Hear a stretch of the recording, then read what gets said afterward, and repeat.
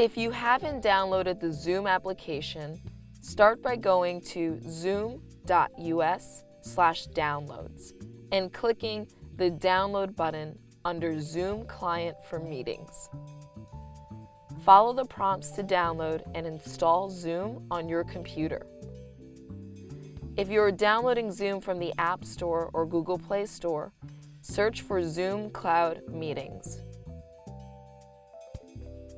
To ensure that your meeting goes smoothly, it's best to use Zoom on a computer or a device other than the smartphone your hearing aids will be paired with. This allows you to talk uninterrupted while adjusting your devices and phone settings.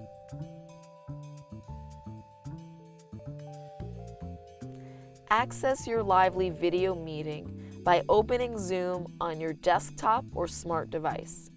Click Join Meeting and enter the 9-digit code that was sent to your confirmation email. You may need to wait a minute for a care team member to join the room. The first time you join a meeting, give Zoom permission to use your camera and microphone. It will only be in use during your appointment.